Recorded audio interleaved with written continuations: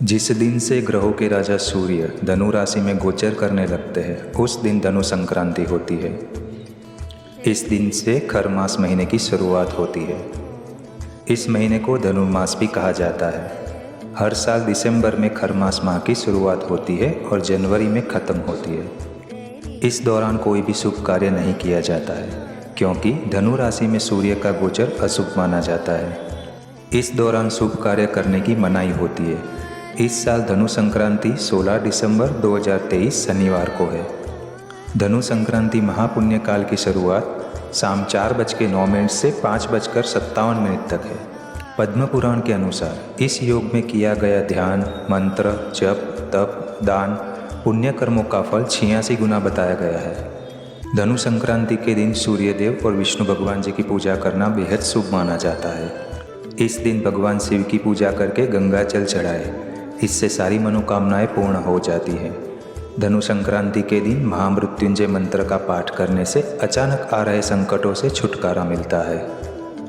इस दिन स्नान दान करने से मनुष्य द्वारा किए गए बुरे कर्म या पापों से मुक्ति मिलती है। जब सूर्य धनु राशि में प्रवेश करते हैं तो धनु संक्रांति लगती है। इसके साथ ही खर मास का आरंभ होता है जो पूरे 1 मास तक रहता है और मकर संक्रांति के साथ समाप्त होता है। खर मास के दौरान सूर्य की गति काफ़ी कम हो जाती है। पौराणिक कथा के अनुसार भगवान सूर्य 7 घोड़ों के रथ में सवार होकर पूरे ब्रह्मांड की परिक्रमा करते हैं। वह लगातार चलते रहते हैं, लेकिन एक बार भगवान सूर्य को अपने रथ के घोड़ों पर दया दृष्टि से उन्हें आराम करने तथा पानी पिलाने के लिए एक तालाब के किनारे ले गए। लेकिन अगर सूर्य नारायण रुक जाए तो सृष्टि कैसे चलेगी और पूरा संसार ठहर जाएगा और कई प्रकार की मुश्किलें सामने आएगी। इसलिए उन्होंने देखा कि तालाब के किनारे 2 खर यानी गधे खड़े हुए हैं। उन्होंने तुरंत ही गधों को रस्से से जोड़कर खींचना शुरू कर दिया, लेकिन गधों की गति काफ़ी कम थी। धीमी गति के कारण जैसे तैसे पूरे 1 मास का एक चक्कर पूरा किया। इसी कारण इसे खर मास कहा जाता है। इसके बाद सूर्यदेव ने दोबारा घोड़ों को जोड़कर पुनः तेज गति से ब्रह्मांड घूमने लगते हैं। इस पूरे महीने में किसी भी प्रकार का शुभ कार्य को करने से बचे। खर मास महीने में विवाह लग्न से जुड़े कार्य भी वर्जित है। नया घर, संपत्ति या नया कारोबार खरीदने के लिए इस पूरे महीने किसी भी प्रकार की कोई प्लानिंग या कार्य ना करें।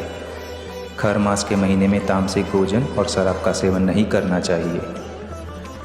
लेकिन इस माह में कोई सूर्य नारायण भगवान की उपासना करता है तो बहुत ही फलदायी है। खर मास के महीने में भगवान सूर्य और भगवान विष्णु की विधिवत पूजन शुभ मानी जाती है।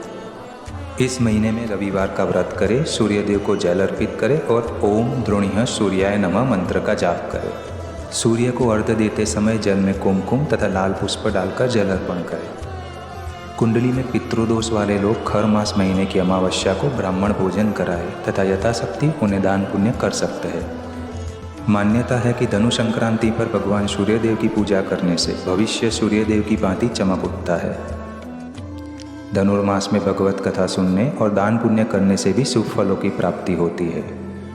धनुर्मास में नित्य शिव चालीसा का पाठ करें। ऐसा करने से घर में सुख, समृद्धि और खुशहाली आती है। धनुर्मास की शुभ अवधि के दौरान एक ही दिन भगवान विष्णु की पूजा करना 1000 वर्षों तक भक्तिपूर्ण विष्णु भगवान की पूजा करने के बराबर है। खर मास में पवित्र नदियों में स्नान करने का विशेष महत्व है। इस महीने के दौरान सुबह स्नान के लिए पास की झील, नदी आदि की ओर बढ़ाया गया हर एक कदम अश्वमेघ यज्ञ करने के बराबर पुण्य प्रदान करता है। मान्यता अनुसार जो व्यक्ति खर मास के आखिरी दिन दान पुण्य और गंगा स्नान करता है उसके सारे पाप धुल जाते हैं। ओम नमो नारायण।